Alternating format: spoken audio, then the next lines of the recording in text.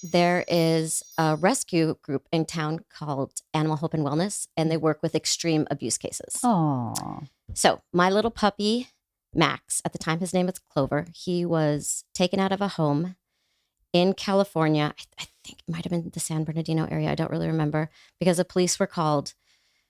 The children in the home were using him they were shooting a paintball gun at him and using him for target practice. Oh my God. Yes. So when the authorities removed him from the home, he had extreme brain damage and he had a tilt to him. So like he couldn't walk straight. He would fall over all the time. And he was tiny. We thought he was 8 weeks, but it turned out he was only like 5. So the rescue group that got him, his foster mom had to teach him how to even drink water, like way too young to be away from his mother. Oh. So we had an interview. We were so excited. And they told us, they're like, are you sure you want to take on this puppy? Because we don't know going forward what kind of medical expenses he's going to incur, just because he's a messed up little dude. And is he a Chihuahua? He looked like a Chihuahua. He was tiny. He was 2 pounds. Now he's about 17 pounds. Oh, okay. He's clearly a Jack Russell something. We don't know for sure, but he's got a vertical leap. So he's for sure not a Chihuahua, because Chihuahuas don't jump like that. No. And he's bigger. He's just a lot bigger than Pork Chowder. Right. But we didn't know at the time. We just knew it was a mutt. So we adopted him, and he's my special boy. He's a special dog. He does have some needs. So we named him Maximus. Oh. He's not a Clover. He's a Maximus. We named him after Gladiator because he's a little fighter. So September 2020, right before the second shutdown in LA, we were going up to the cabin. We were going up to Arrowhead. We go every week because we were doing construction up there on a house that we bought. So we were getting ready to go to the car, and I don't know why. In a moment, I was like, you know what? He's fine. I'm going to let go of his leash, and he's going to go run and get in the car, because he's so excited to always go to like Arrowhead. We want to go to the mountains, and he runs to the car. Aw. I let go of the leash, and I turned and I started walking to the car, and he circled the car once, and all of a sudden I heard Joe, my husband, who was coming out the door with Pork Chop, yell, "Amanda, Max." And I looked, and he was beelining for the street.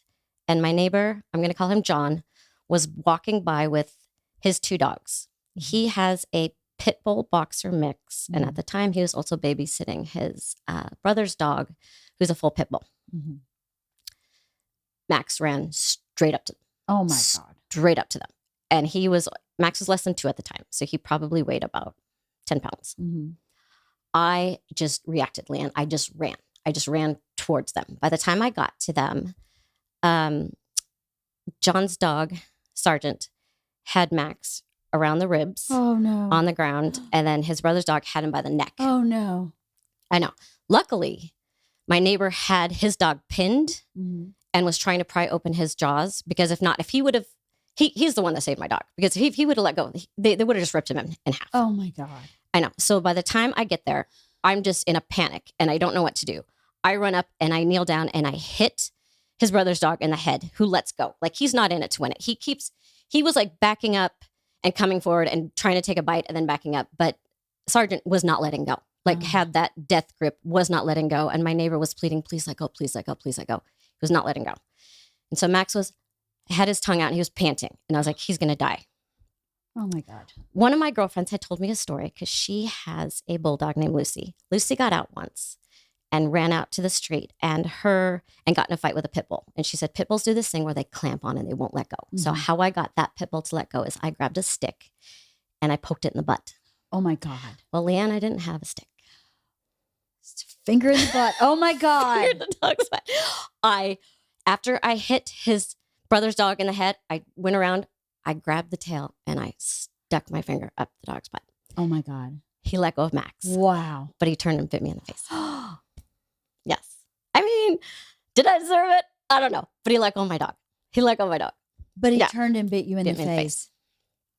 So he got me here. It was just one bite. It was a quick one. He just went chomp.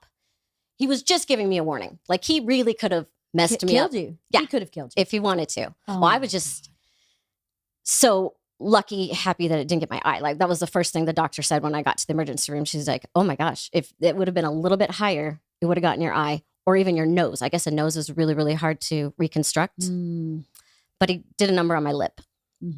So Joe's getting to us just as this happened. My neighbor tries to get the 2 dogs because they're going nuts out of there.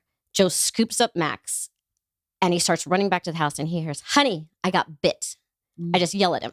At this point, all our neighbors are out, Right. like in the middle of the street, like watching. And they're like, what can we do? How can we help? How can we help? But I think I was in shock. Yeah, I'm sure. So I just start walking to the car and he goes, I think Joe was in shock too. He went and he threw Max inside the house and shut the door. And I said, no.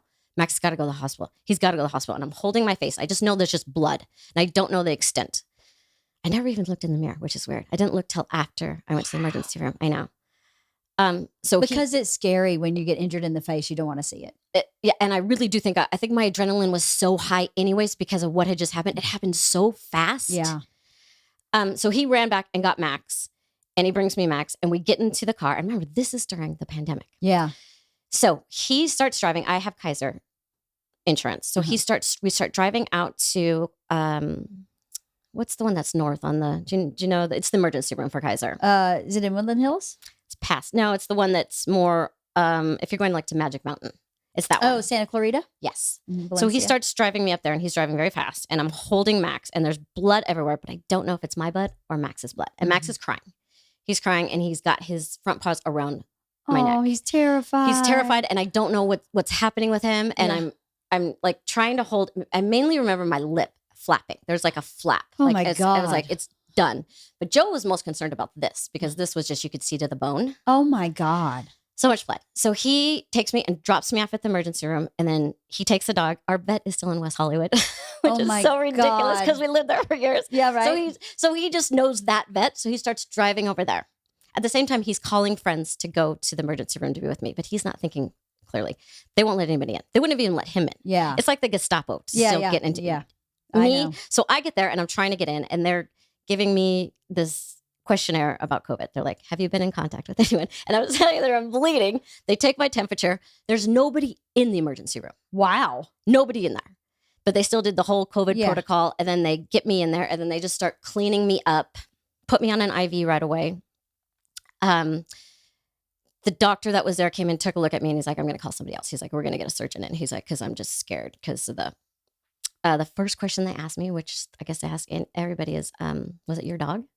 Because that's most common. He said 95% of the cases in here, it's somebody's own dog. And they all say, I don't know what happened. My dog has never done anything like this. And I was like, no, it was actually my neighbor's dog. And he goes, I do need to know that the dog is up on its shots. And I was like, okay, I don't know how to even, because my phone's like over there. I was like, I don't know where my husband is. He's somewhere. Yeah. Dealing with your dog. Yes. And he's like, all right, we'll figure it out. He's like, for the most part, you should be fine. He's like, but we do have to ask. Mm-hmm. And that was like kind of all they asked about the other dog. They just wanted to know. But he said that nobody gets rabies from dog bites anymore in the United States. He's like, we just don't, which is good.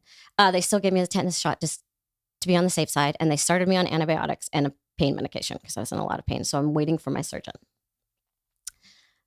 So we had some time to kill, Leanne. So I kept repeating the same joke over and over, which I know now I'm just embarrassed because they would laugh and then they're like, okay, that was funny. The time 3, I go, well, I was attractive for a long time. I guess I'm going to have to work on my personality now. And I kept saying the joke over and over. Well, my face had a good run. I guess I'm just going to really have to work on my personality. Oh, my God. Yes. So it's amazing your coping skills that kick in, right? That's how you were coping. I don't know what they thought of me because I wasn't crying at all. I wasn't hysterical. I was trying to make jokes, trying to lighten the mood. But they were just horrified. Yeah. Because it's your face. Yes. It's not your arm or your leg. And there was a lot of blood. And they were trying to like keep it all trying to keep it all intact until the surgeon got there. And then she got there and she was lovely. She came in and she just was like, all right, we're just going to start. I got 46 stitches. I was there for a long time. That's a lot of stitches. She was very, very, very sweet to me. And then when we were done, I'd been there for hours. She said, I am going to go call your husband. What do you want me to say to him? I said, we asked if my dog's okay. And then I started crying. That was like the first time. And she was so sweet. She's rubbing my lip. She's like, you're a good dog, mama. I'm going to go ask. I go, just make sure that he's okay. Because I had no idea. Yeah. I hadn't had any contact. So meanwhile, Joe drives over to West Hollywood. They won't let him into the vet. So he's outside. He still has pork chop. I'm like, why didn't you leave pork chop at home? No, he's like, right. It was like his emotional support chihuahua tucked under his arm the whole day. Pork chop went everywhere. Oh, pork chop. Max was in there. He had no lacerations. So all the blood was mine. Oh my God. They cleaned him up. But he had compressed ribs, so he was in a lot of pain. So you couldn't touch the sides of him at all for weeks. Oh. They put him on antibiotics and they gave him pain medication and did like a complete. They checked him out totally, but he was okay. Yeah. I don't. The little guy's had at least should have died twice already in his short life. Crazy. Sounds like it. That's crazy. So Joe drives over to get me. Yeah. And then we went home and I went up to the cabin and recovered for like weeks. Wowza. Yeah, that's my story. That's a crazy story. I have 8,000 questions, right? How isn't it amazing how your brain kicks in crisis and you remembered what your friend had said about sticking something in the butt of that dog? I just knew I had to shock the dog. Yeah. Yeah. It's crazy how your brain works like that. Yeah. We all have that in us, I think. That's crazy because, you know, when you're in the thick of it, you just kind of kicks in. Totally. And I've had people talk to me about how humans they react in two ways to a trauma like that. They either run towards it or they run away. Mm-hmm. Now I know what I am. I didn't know before because it wasn't even like a thought. Yeah. Lan. I didn't think this might not be smart to run up to two pit bulls wrestling with my dog. Yeah. I just did it. Yeah. And I got hurt, but that, you know who you are. Yeah.